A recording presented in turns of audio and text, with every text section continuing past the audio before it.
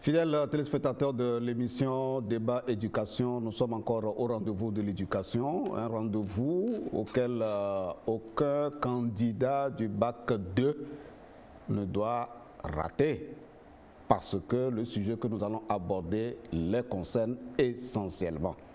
Ce sujet, c'est quoi? C'est que les bacheliers qui voudraient, après, bien entendu, les résultats, vouloir bien s'inscrire dans le supérieur, dans des filières où les maths, les sciences physiques et éventuellement la SVT sont des matières de base, beaucoup n'arrivent pas à s'inscrire dans ces filières parce qu'ils n'ont pas les moyennes dans ces matières de base, ou alors que les moyennes qu'ils ont obtenues ne leur permettent pas du tout de s'inscrire.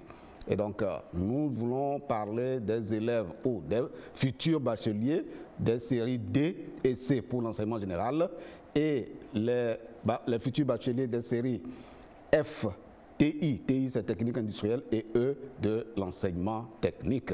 En quel terme se pose le problème et qu'est-ce qu'il y a lieu de faire pour accompagner ces futurs bacheliers des séries DC, F et TIEE? Nous allons recevoir dans un instant le professeur titulaire en mathématiques des universités du Togo que nous aurons à vous présenter. Vous le connaissez déjà, mais nous aurons à le présenter dans un instant. Alors, débat thématique, on revient sur ce plateau juste après le jingle.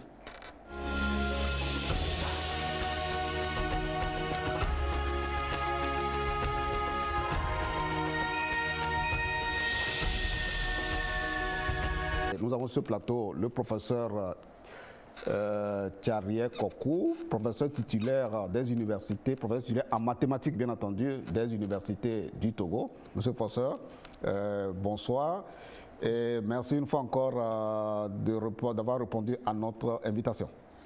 Merci Marcel Teuil, c'est je crois un devoir pour nous en tant qu'enseignants, en tant qu'éducateurs, d'essayer d'éclairer quand c'est nécessaire. Tout à fait. Alors, comme je l'ai dit dans notre introduction, vous avez vraiment de l'expérience et vous savez de quoi il est question dans ce sujet qui préoccupe les bacheliers et leurs parents. Mais bien avant, on voudrait savoir, mathématiques et sciences physiques, quelles sont leurs applications dans la vie, très rapidement.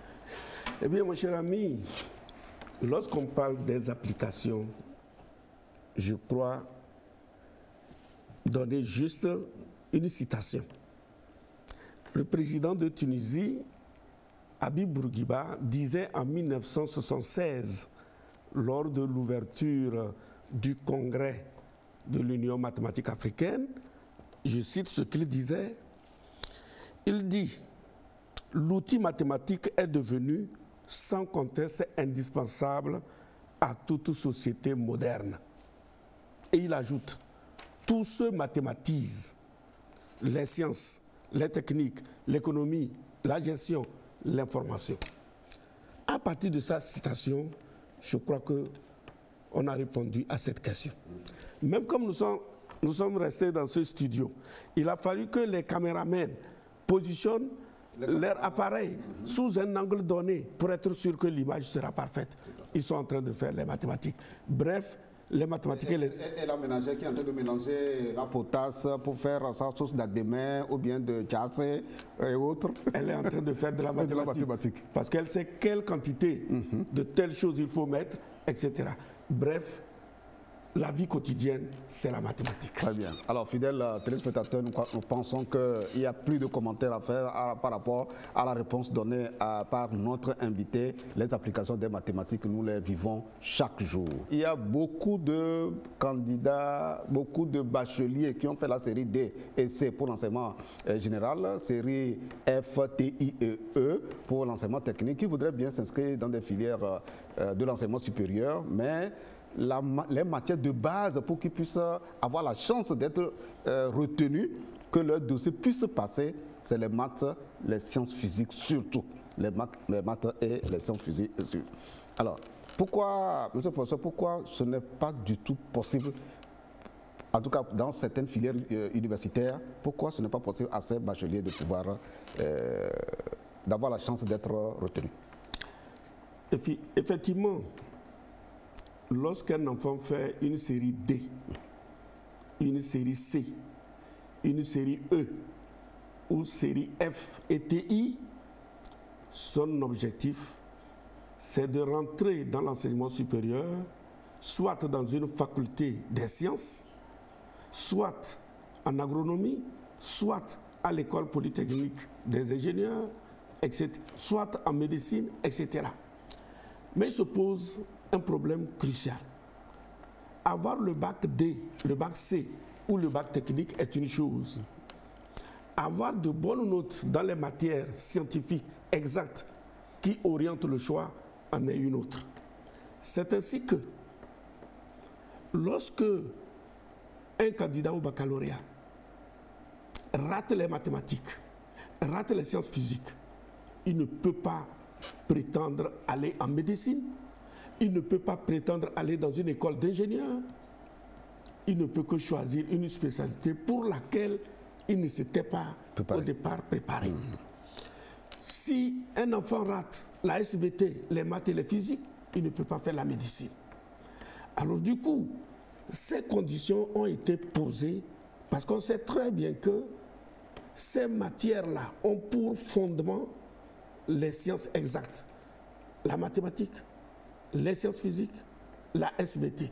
Mais pour les ingénieurs, c'est la mathématique et la science physique. Donc il faut absolument avoir la moyenne dans ces matières.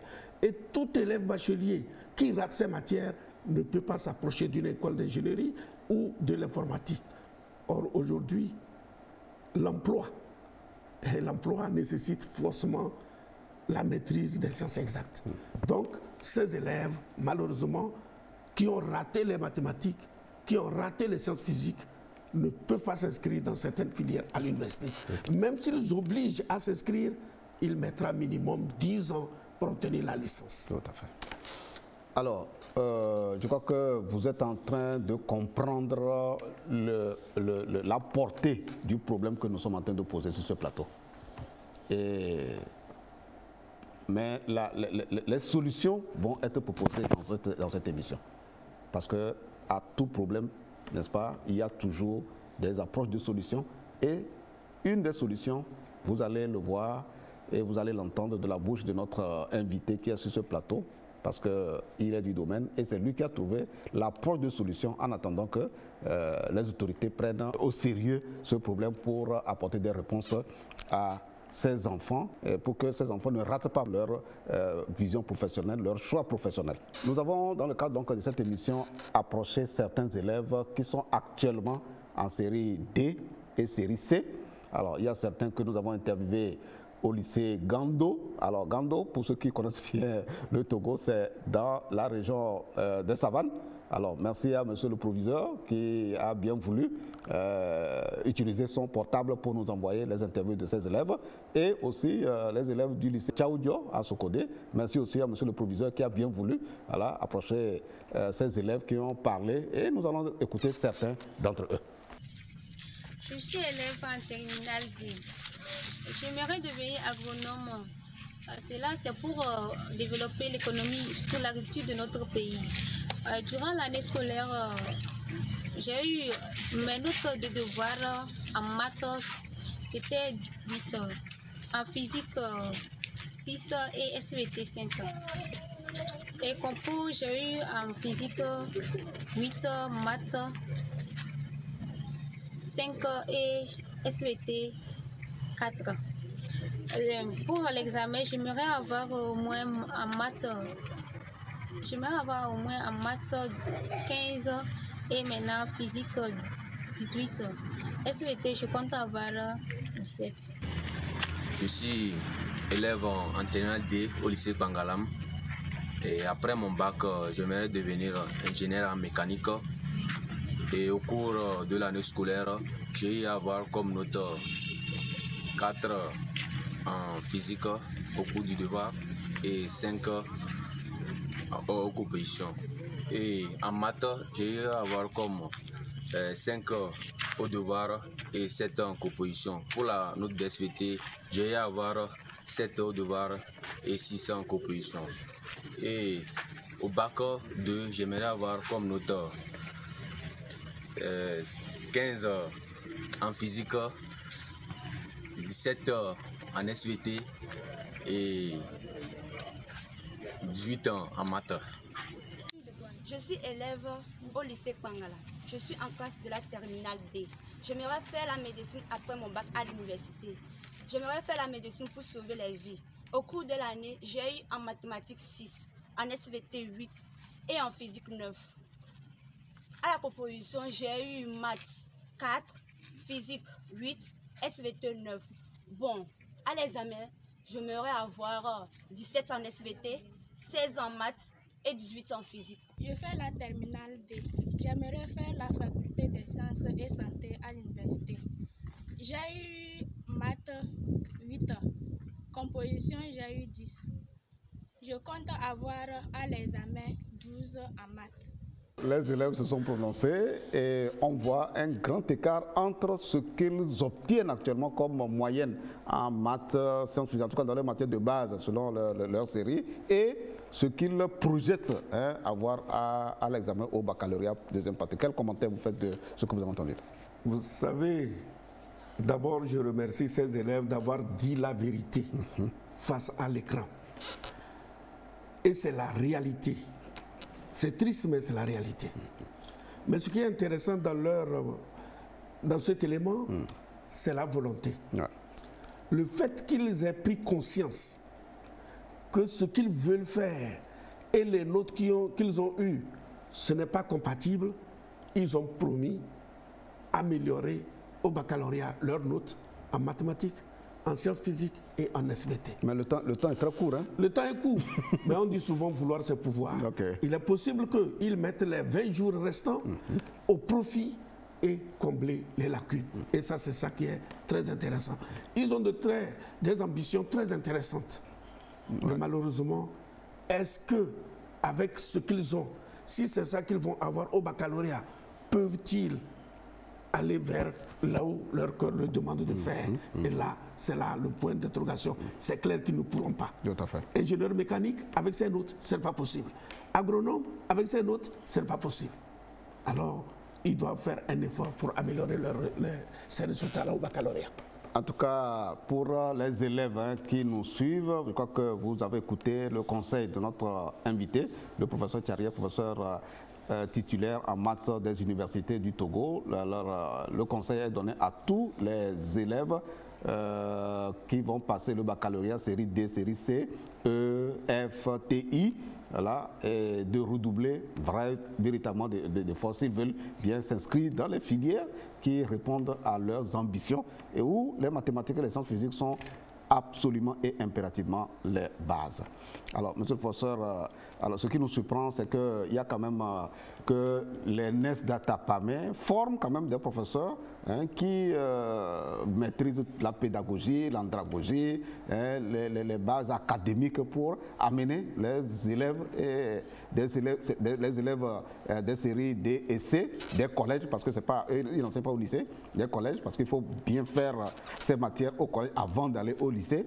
Alors comment vous expliquez que malgré qu'il y a quand même une école, en attendant que la décision en conseil des ministres qui voudrait bien former les professeurs de lycée désormais à l'université, avant que cela ne soit opérationnel, comment vous expliquez que ces élèves sont relativement faibles dans les matières de base? Non, les élèves sont faibles dans les matières de base. Le problème se situe à deux niveaux. Le premier niveau, c'est l'enseignement des mathématiques au primaire. Et il va falloir trouver une formule pour améliorer l'enseignement des mathématiques au cours primaire. C'est à ce niveau-là que commencent les problèmes. Au secondaire, c'est le deuxième niveau de problème, la qualité des professeurs de mathématiques et de sciences physiques. Ça pose un grand problème. Je donne rapidement quelques statistiques. Au premier cycle du secondaire, on peut estimer aujourd'hui le nombre de professeurs de mathématiques à environ 1163. J'ai inclus ceux qui ont réussi en septembre 2021 et ceux qui sont sortis aussi de l'ENS Datapamé ces derniers moments. Et sur les 1163 professeurs de mathématiques, seuls environ 649 ont un diplôme de mathématiques, ce qui représente 55% grâce vraiment à l'ENS. Mais le problème qui se pose exactement, combien parmi eux possèdent la pédagogie, la didactique, la psychologie pour bien enseigner ces matières. C'est à ce niveau-là que se trouve le vrai problème. Mais c'est de tout ça que vous leur enseignez quand même à l'ENS, non? Oui, mais ils ne sont pas... Mais justement, je vais vous donner le chiffre de l'ENS maintenant. Sur les 649 qui ont le diplôme de mathématiques, nous n'avons qu'actuellement 430 sortis de l'ENS depuis 2012 jusqu'à cette date. Cela veut dire que le nombre n'est pas encore suffisant pour couvrir un bon enseignement. Mais là où aussi se trouve le problème, sortir de l'ENS, c'est une chose. Ça, c'est ce que nous appelons formation initiale. Est-ce qu'il y a des formations continues? Non. Et tant qu'il n'y a pas de formation continue, ces normaliens aussi vont faire du surplace. Ils ne pourront pas améliorer. Donc, il nous faut absolument penser à mettre en place un dispositif de formation continue.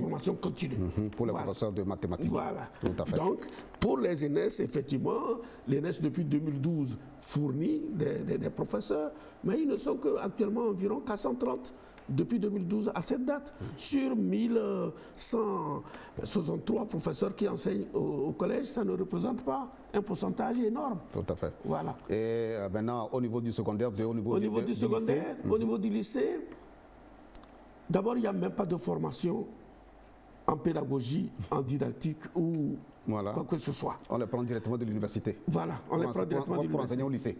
Actuellement, ils sont environ 290. J'ai inclus aussi les 30 qui ont réussi au dernier concours. Ils sont environ 290. Sur toute la territoire alors? Oui. Et sur les 290, seuls 103 ont un diplôme de mathématiques. Ce qui représente 35%. Seuls 103. Et parmi les 103, c'est seulement 22 qui ont une formation en didactique, en pédagogie et autres. Et c'est ceux qui sont sortis de l'Institut de mathématiques, des sciences et technologies. IMAST. Tout à fait. C'est eux seuls qui disposent de ça. Sinon, tous ceux qui sortent de l'université, en dehors de quelques licenciés de l'université de Kara, n'ont pas la pédagogie, n'ont pas la didactique. Or, c'est le fondement même de l'enseignement. Tout à fait. Voilà. Alors, la balle est véritablement dans le camp de nos décideurs pour que ces préoccupations soient véritablement prises en compte à court terme, pour que véritablement à la prochaine rentrée scolaire 2022-2023, eh bien, les mesures correctives puissent être apportées et que les décisions en Conseil des ministres pour apporter vraiment ces réponses-là, qu'on voit ces décisions-là mises en œuvre effectivement pour l'intérêt supérieur des élèves. Alors, monsieur le professeur, quelquefois quand on voit les bulletins ou les relevés des bacheliers série D, série C, F, TI et E, on voit mention, soit quelquefois c'est mention très bien, quelquefois c'est mention assez bien, quelquefois c'est mention bien. On se dit, mais avec ces mentions, logiquement, si l'enfant veut faire par exemple l'agro, il peut le faire.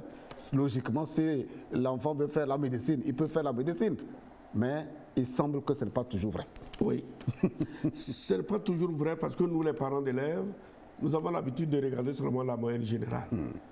Allez-y lire maintenant note par note. C'est ça. L'enfant a eu combien en français, combien en anglais, combien en histoire-géographie, combien en SVT. Il a eu quelle note en mathématiques et en sciences physiques. C'est à partir de là que vous allez savoir si l'enfant a raté sa série ou non. Et je crois que j'invite maintenant les parents à regarder. J'ai eu un cas comme ça. Une élève qui a réussi au bac avec une mention bien, qui voulait faire la médecine. Série D. Série D. Mais lorsqu'on a regardé son relevé, elle a raté les mathématiques, elle a raté les sciences physiques. Sans les deux matières, elle a beau avoir la mention, elle ne peut pas réussir la médecine. Parce que les médecins, c'est ceux qui appliquent vraiment aussi les mathématiques, presque au même titre que les ingénieurs et les architectes. Donc, il est nécessaire que nous, les parents d'élèves, qu'on lise attentivement les notes obtenues par nos enfants lorsqu'ils nous présentent les bulletins. Tout à fait.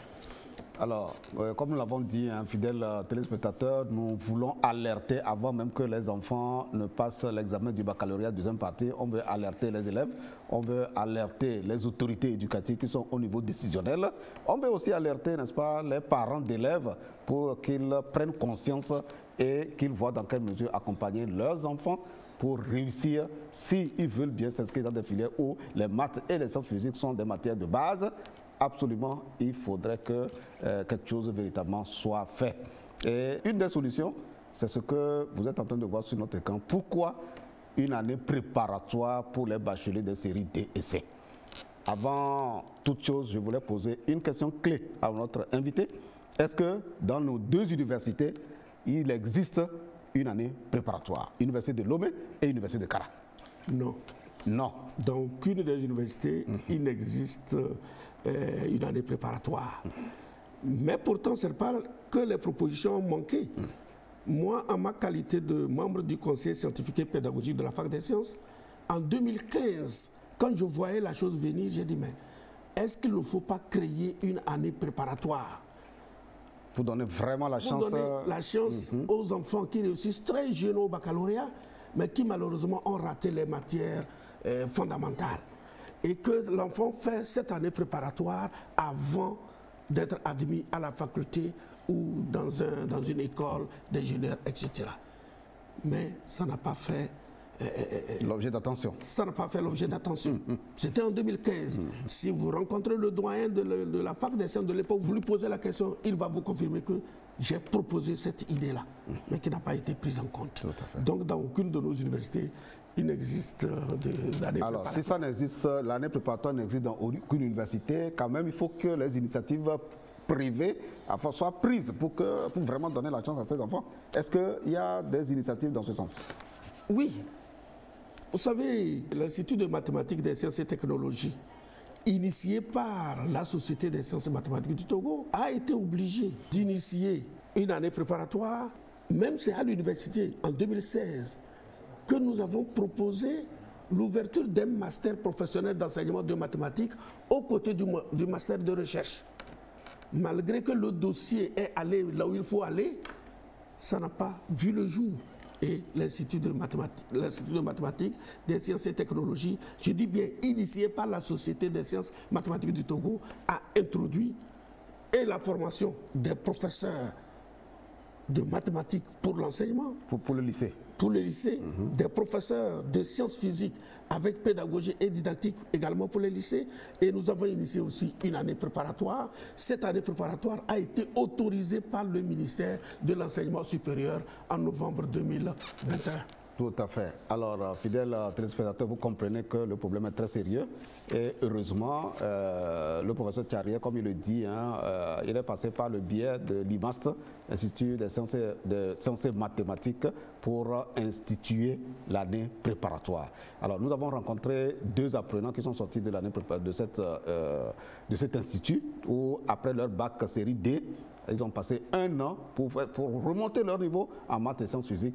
On va les écouter, suivez-les très bien et vous verrez qu'ils ont trouvé pertinent et absolument nécessaire leur passage par l'Institut pour qu'ils puissent s'inscrire dans la filière de leur choix.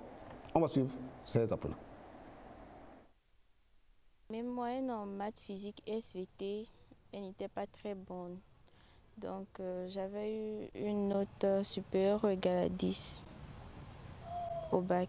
Ce qui m'a poussé à faire l'année préparatoire, d'abord je voulais être une ingénieure en génie civil, mais mes moyens ne me permettaient pas. J'étais faible en maths physique, ce qui était des matières très importantes en génie civil. Alors on m'a conseillé de faire l'année préparatoire. Et c'est ce que j'ai décidé de faire. Vraiment, vraiment, ça a été bénéfique pour moi parce que maintenant, je me sens plus forte dans ces matières, en maths physique. Et maintenant, je suis plus à l'aise en faisant ma formation en génie civil. Je les conseille vraiment de faire cette expérience parce que ça pourra vraiment rehausser leur niveau en maths physique afin qu'ils puissent poursuivre leurs rêves. Après le relevé, j'ai eu une note en mathématiques et en physique supérieure ou égale à 11 dans les deux matières. Et mon objectif, c'est de faire l'informatique. Mais avec ces notes, je n'aurai pas la possibilité d'intégrer l'école nationale, je veux dire le CIC. Et c'est là où mon papa m'a conseillé de faire l'année préparatoire. Au niveau de l'année préparatoire, ils nous ont relevé le niveau en mathématiques et en physique. D'après la formation, j'étais parti déposer les dossiers CIC et IAI Togo. CIC, ils ne m'ont pas retenu, ils n'ont pas pris en compte le diplôme de la formation. Mais à IAI Togo, ils m'ont retenu et là, je suis à l'aise avec l'histoire de mathématiques et physique. Tout se passe très bien. Personnellement, je vais leur conseiller de passer par la formation avant d'intégrer les écoles d'ingénieurs. C'est très important de savoir, de maîtriser la mathématique et la physique. Ce sont des matières de base pour faire l'informatique dans le domaine de l'ingénierie même. Voilà deux apprenants qui sont sortis de l'IMAST, l'Institut des sciences mathématiques. Alors, on va vraiment, comme le premier est sérieux, j'ai demandé que le numéro de contact de cet institut-là soit affiché pour permettre aussi bien aux apprenants qu'aux parents d'aller rapidement, en tout cas pour ceux qui veulent que leurs enfants s'inscrivent à l'université, dans les filières où les mathématiques, les sciences physiques sont les matières fondamentales, les matières de base, eh bien, le contact est affiché. Alors, il y a quelque chose que je n'ai pas compris dans la deuxième interview de l'étudiant actuellement qui est à l'IAI. Il dit qu'il a déposé le dossier au niveau de l'IAI et de CIC, mais au CIC, ce n'est pas parce que sa moyenne n'était pas bonne, mais le diplôme qu'il a obtenu ou l'attestation qu'il a obtenue en passant par l'IMAST n'a pas été reconnu, n'est pas reconnu par l'université. Maintenant que cette année préparatoire est validée par le ministère de l'Enseignement supérieur, est-ce que quelqu'un qui sort aujourd'hui de l'IMAST peut être reçu, n'est-ce pas, dans une des filières une des filières de l'université de Lomé, comme CIC, comme l'agro, et maths, etc. Je suppose que oui. Pourquoi je dis je suppose? Parce que parfois la réalité peut être autre. Ce que le jeune a voulu dire, effectivement, il est passé par l'année préparatoire pour relever son niveau. Tout à fait. Maintenant, quand il a relevé son niveau, il a mis son attestation, son relevé de notes de l'année préparatoire, il a mis aussi son relevé de notes de baccalauréat. Et arrivé à la sélection, on a mis de côté le relevé de notes de l'année préparatoire. On a regardé seulement les notes du baccalauréat et il a été éliminé. Au CIC? Au CIC. On ne l'a même pas autorisé à passer le concours. Or, on aurait dû le laisser pour voir. Pour qu'il compétisse avec les autres. Qu'il compétisse avec les autres. Et ça n'a pas été fait. Il est allé déposer à l'IAI, Institut africain d'informatique. Ça se trouvait à Libreville, créé par beaucoup de pays de l'Afrique occidentale et centrale.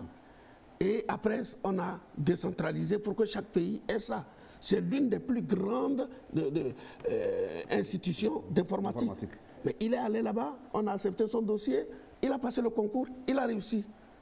Il se trouve maintenant en deuxième année. Voilà le gâchis qu'on aurait dû faire si ses parents n'avaient pas les possibilités de le prendre, de l'amener à l'IAI. Or, à l'université, le coût devait être relativement bas. Combien de parents auront les moyens? C'est pourquoi nous avons demandé officiellement au ministère de l'Enseignement supérieur pour leur dire, c'est pour combler les lacunes des enfants. Ceux qui ont raté les mathématiques, ils ont raté les physiques. On dit souvent, on recule pour mieux sauter. Ils n'ont qu'à s'asseoir, reprendre un peu, parce qu'à l'Institut, on commence par le programme de classe de seconde, programme de première, pour savoir à quel niveau la chaîne s'est coupée pour l'enfant.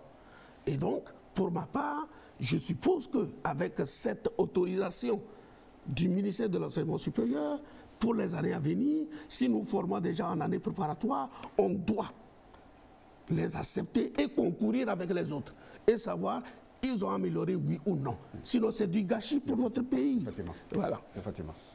Alors, je crois que nos autorités, de toute façon, qui gèrent l'enseignement supérieur au niveau des deux universités, eh bien, sont en train de nous suivre et ils verront la pertinence de toutes les explications et les analyses faites par le professeur Tcharier et vraiment donner la chance à ces enfants qui passent pour l'instant par l'IMAS pour l'année préparatoire de pouvoir compétir et réussir et faire les études supérieures qu'ils veulent bien faire dans les deux universités du Togo, en attendant que si il trouve véritablement pertinent, il crée, comme le professeur Tcharier l'avait proposé depuis 2015, qu'on crée dans les deux universités une année préparatoire pour relever le niveau. D'ailleurs même, ça doit s'imposer pour la simple raison que, selon les explications même données par le professeur Tcharier, mais les professeurs qui maîtrisent ne sont pas partout. La preuve, est-ce qu'on a des séries C dans tous les lycées? Non, on n'a pas les séries C dans tous les lycées. Et même dans les lycées du Togo, où série D, série C, où les professeurs sont là, tous les professeurs n'ont pas le même référentiel pour pouvoir bien enseigner, tenir les enfants et faire en sorte que les enfants puissent avoir les moyens qu'il faut pour qu'ils puissent être à l'aise et passer, n'est-ce pas, pouvoir être retenus dans les filières de leur choix. Alors, donc, monsieur le professeur, la solution durable, en tout cas vous êtes le bien placé, la solution durable serait, en plus de l'IMAS où il y a déjà l'année préparatoire, la solution durable serait de faire quoi concrètement? La solution durable, c'est d'abord relever le niveau des enseignants. Voilà. Par la formation continue. Par la formation continue. Et après, il faut aussi revoir l'enseignement des mathématiques dans les ENI. La formation des enseignants des ENI. C'est ça. Parce qu'il y a certains problèmes de CM1, CM2. Même les enseignants ratent ces problèmes. Ça, disons-nous la vérité. Prenons, je disais, il faut revoir les problèmes qu'on donnait au concours d'entrée en 6e. Dans les années 71, 72, 73, pour comprendre le niveau des problèmes. Et que c'est à ce niveau-là. Pour moi, la solution durable, c'est il faut d'un côté relever le niveau des enseignants, il faut renforcer les formations initiales, et faire des formations continues. C'est la seule manière de relever pour le moment ce défi. C'est ça. Alors, pourquoi une année préparatoire pour les bacheliers des séries D et C? Voilà, le sujet est très bien expliqué par notre invité. Voilà, on ne pouvait pas trouver meilleure personne ressource pour venir nous éclairer, pour venir expliquer le problème et proposer en même temps les apports de solutions pour les futurs bacheliers, pour leurs parents et pour les autorités qui gèrent l'enseignement supérieur, en tout cas les deux universités. Alors, monsieur le professeur, nous sommes pratiquement arrivés à la fin de ce sujet. Voilà. Mais comme vous êtes aussi le président de l'Union des sciences mathématiques, c'est vous qui organisez les Olympiades, est-ce que vous avez préparé les enfants pour concourir encore cette année? Oui, nous avons préparé 6 élèves qui devaient concourir cette année aux Olympiades panafricaines de mathématiques. Malheureusement, ces élèves risquent de ne pas participer parce qu'ils ont maintenu les dates des Olympiades du 19 au 28 juin. Alors que les 6 élèves sont des candidats au baccalauréat. Et c'est à ce niveau-là que se trouve notre problème. Mais revenons-en quand même à l'année préparatoire pour dire que dans les grandes écoles d'ingénierie, c'est 2 ans de préparation en mathématiques et en sciences physiques avant de commencer l'ingénierie en 3e année. Mais chez nous, ici, à l'école des ingénieurs, il n'y a pas ça. On mélange toutes les matières dès la première année. Et le pourcentage de réussite n'est pas très bon comme on l'aurait souhaité. Voilà. Tout à fait. Alors, donc, on se dit votre dernier mot, parce que là, vous avez tout expliqué. On a épluché quand même les contours de notre sujet pour éclairer les gens. Alors, donc, votre dernier mot Oui, mon dernier mot, vous savez, le 4 mars 2019, quand le chef de l'État lançait le programme national de développement, il disait ceci. Il a insisté sur le fait que la jeunesse togolaise devait s'approprier de ce gigantesque et ambitieux projet. Et Carlos Gomez, effectivement, qui était l'un des acteurs, l'un des concepteurs de ce programme, lui, il disait ceci. L'épine dorsale du développement est l'industrialisation. Il veut nous dire que tout développement passe par l'industrialisation du pays.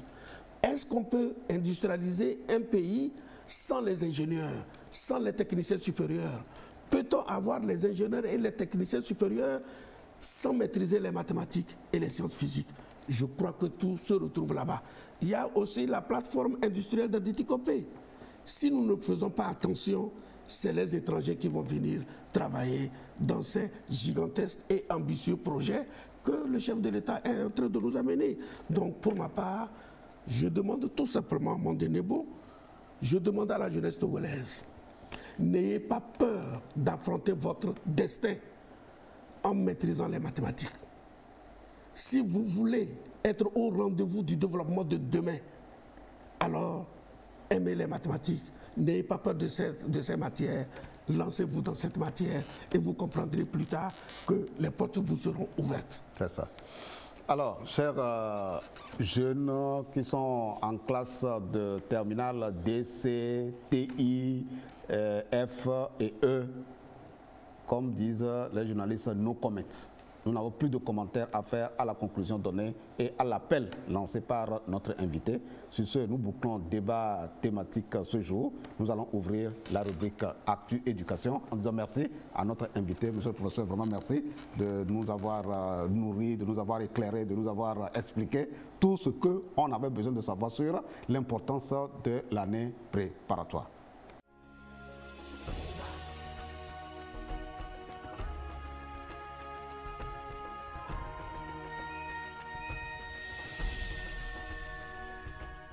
Nous sommes maintenant dans la rubrique Actualité sur l'éducation avec ma collègue Dodo. Dodo, bonsoir. Bonsoir Marcel. Alors, les téléspectateurs t'attendent. Oui, bonsoir chers téléspectateurs. Dans Actu Éducation, ce mercredi, d'abord, les temps forts de l'examen du Bac 1, c'était du 16 au 20 mai dernier. Nous étions dans plusieurs centres d'écrit pour constater le démarrage. On va revivre l'ambiance. Il tape à la porte du Bac 1. Et la seule condition pour accéder, les épreuves bien rendues. L'épreuve de français pour démarrer. Ici, ils ont le choix entre 3 sujets. La dissertation, le commentaire composé et la contraction du texte, titré « La paix ». Parmi les 5401 candidats, 2217 sont des filles au niveau de l'enseignement général. L'on note par contre le nombre plus élevé des filles que les garçons au niveau de l'enseignement technique, 348 contre 346. Des réformes qui ont commencé depuis un certain temps, où nous nous sommes lancés dans la sensibilisation des jeunes filles afin qu'elles puissent accéder à nos formations, surtout de type industriel. Et dans les écoles, il y a ce comité-là qui fonctionne dans le cadre du genre. 17 centres les accueillent dans toute la région centrale. Les autorités de Tchaoudjo, en tête le préfet, ont fait le tour de quelques centres pour constater l'effectivité de l'examen et encourager les candidats. Dans notre région, il y a une légère augmentation de 101 candidats due à la sensibilisation, surtout des filles, par les autorités compétentes de ce pays, les ONG et le corps d'encadrement. Au niveau des enseignants, ils ont donné le meilleur d'eux-mêmes. Et que le quota recherché pour l'atteinte au niveau des programmes s'est atteint. Raison pour laquelle cet examen a bien démarré. Sur les bancs de l'examen, des candidats libres à la recherche de ce précieux sésame, Bac 1. Dans l'actualité éducative également, ce nouveau projet qui sera bénéfique aux établissements d'enseignement technique et de la formation professionnelle. Il s'agit du projet SIFA, Initiative Compétences pour l'Afrique, un projet piloté par l'Agence de développement de l'Union africaine. 2 établissements sont pour l'instant sélectionnés au Togo et il sera mis à leur disposition une enveloppe financière de 6 millions d'euros, soit 4 milliards de francs CFA. Des précisions dans ce reportage. Chaque année, de plus en plus d'écoles et centres de formation voient le jour au Togo. On les remarque dans le domaine de la formation technique ou professionnelle à travers le territoire. Des écoles et centres de formation desquels sont issus de milliers d'apprenants qui font face à des défis majeurs de la société. Manque de formation de qualité adaptée aux besoins du marché, d'infrastructures adéquates, de compétences et d'emploi. Des difficultés face auxquelles l'Institut national de formation agricole INFA de Tové veut remédier grâce à des mécanismes innovants avec l'appui du projet SIFA. Ce projet va nous appuyer à développer les compétences infrastructurales. Dans ce projet, il y a la construction d'une cité de jeunes filles de 88 places parce que le projet est destiné à former les jeunes, les femmes et les groupes vulnérables. Le projet va nous appuyer également à mettre en place une médiathèque, un complexe agroalimentaire et une unité de traitement des déchets pour la protection de l'environnement. Le projet va également renforcer la capacité en équipement. Nous aurons à bénéficier des tracteurs avec tous les accessoires qui vont suivre. Ce projet également va nous permettre à renforcer la capacité des formateurs. Il faut que ces formateurs soient renforcés afin de donner une formation digne aux jeunes qui seront directement opérationnels sur le terrain en tenant compte des besoins de l'heure. L'adéquation formation-emploi, une nécessité. Les écoles d'enseignement supérieur privées se mettent aussi dans la dynamique. Le projet va se réaliser sur 2 sites. Lomé, avec la construction d'un laboratoire de référence de 2000 m² dans les domaines de BTP, de la plomberie, de l'énergie renouvelable et en administration des affaires. Et le second site de réalisation du projet, c'est à Sokodé, qui sera doté d'un centre de formation de 1000 m². Le projet, à terme, doit bénéficier à au moins 1000 jeunes femmes, personnes vulnérables. Et nous allons aussi disposer de 2 centres, celui de Lomé et celui de Sokodé. Autant de défis à relever pour assurer la relève. Le développement socio-économique du pays en dépend. Le programme alimentaire mondial a aussi doté 50 écoles à cantines scolaires de matériel et équipements pour les appuyer dans leur projet de développement des jardins potagers. Vous savez, c'est dans ces jardins que les mamans cantines vont pour chercher des légumes pour faire du repas aux élèves. L'activité a été couplée d'une remise de bâtiments scolaires à l'EPP à Malakle. Double événement ici à Malakle, dans le canton de Doufoulé, 12 km à l'ouest de la ville de Blita. Au nom de son ministre, le directeur de cabinet du ministère en charge du développement à la base remet officiellement et symboliquement le lot de matériel et équipements de transformation. 50 écoles enrôlées dans le projet de développement des jardins potagers à travers tout le pays sont bénéficiaires de cet appui conduit par Anadeb. Avec ces matériels, ça va nous aider dans la transformation pour pouvoir nourrir nos enfants dans les écoles. D'autres matériels aussi, ça va nous aider à bien entretenir nos jardins, les légumes pour pouvoir soutenir les enfants à l'école. Nous remercions le chef d'État pour son soutien. Des moulins et autres matériels d'appui financés par le PAM, Programme alimentaire mondial, toujours engagé aux côtés du gouvernement togolais pour renforcer le système d'alimentation efficient, inclusif et durable. Coût du projet, 124 millions de francs CFA. Je suis satisfait parce que nous travaillons avec des partenaires qui sont droits, qui sont très corrects. Avec l'ANADEB, nous avons l'assurance que les ressources sont utilisées à bon escient. Donc nous sommes très satisfaits, le PAM, et nous allons tout faire pour accompagner ce programme de gouvernement. Deuxième action posée, la remise de ce joli bâti scolaire avec bureau et magasin, le tout équipé. Dans le cadre du projet PESMICO, l'infrastructure a mobilisé 20 millions de francs CFA. Elle vient renforcer l'enseignement de qualité à la relève de demain. Avec ce bâtiment, les pratiques de classe vont carrément changer parce que nous sommes à l'aise. On n'est pas menacé. Je remercie vraiment le gouvernement. Il est question pour le gouvernement togolais d'assurer aux communautés à la base un minimum vital commun. Une promotion donc du programme des filets sociaux avec le soutien des partenaires. C'est la communauté même qui a conduit tout le processus, qui a réanalysé ses besoins en termes de développement et a priorisé ce bâtiment scolaire le PAM a décidé d'accompagner un certain nombre d'écoles. Nous avons eu déjà un accompagnement pour 50 écoles et on programme aussi 50 nouvelles écoles. Et on ne voudrait plus que les mamans cantines souffrent beaucoup quand il s'agit de moudre les céréales. L'objectif visé par les premières autorités du Togo, poursuivre le combat contre la précarité, la pauvreté dans les communautés à la base et lancer le pays sur la voie de son émergence. La coalition nationale togolaise pour l'éducation pour tous a célébré à Kara la Semaine mondiale d'action pour l'éducation édition 2022. Le thème retenu pour cette édition est intitulé « Protégeons l'éducation en situation d'urgence maintenant ». Les temps forts de cette célébration à Kara dans ce reportage.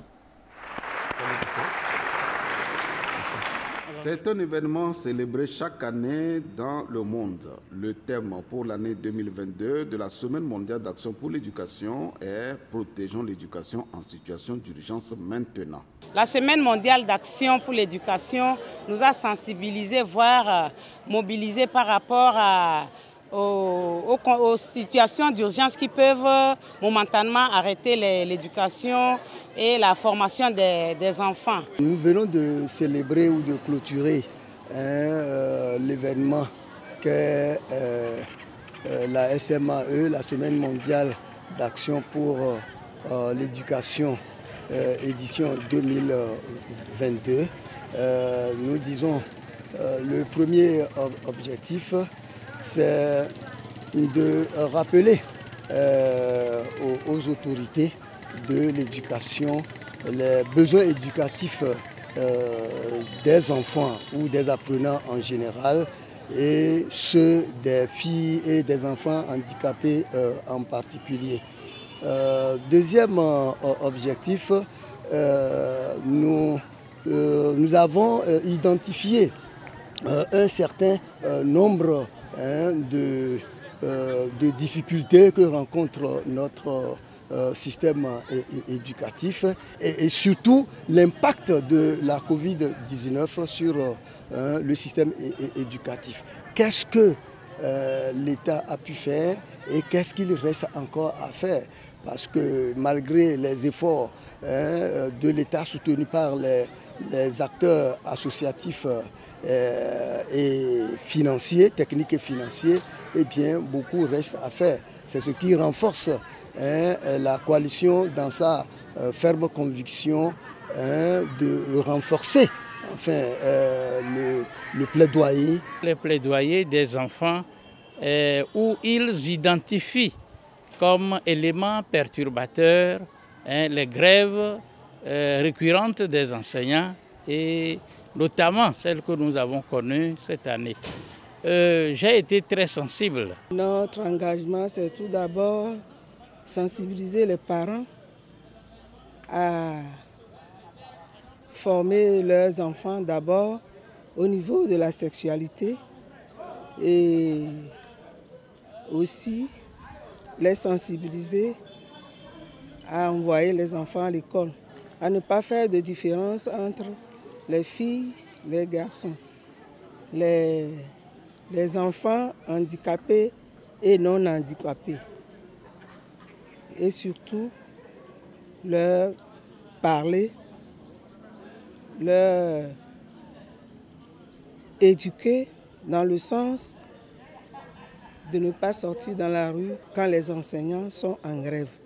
Discours de circonstances, danse folklorique, sketch sur le thème de l'année ont constitué le menu. La Semaine mondiale d'action pour l'éducation édition 2022 a comblé toutes les attentes.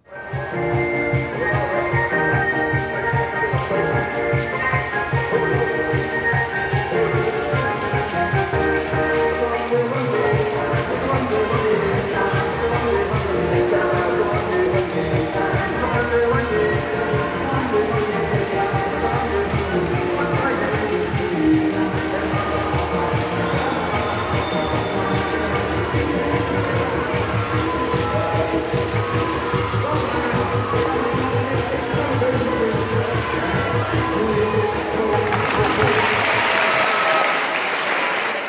Voilà Marcel, pour ce qu'on peut retenir dans Actu et Agenda Éducation. Merci Dodo, merci à vous téléspectateurs de nous avoir suivis dans ce débat éducation. Portez-vous bien et bye. Bye.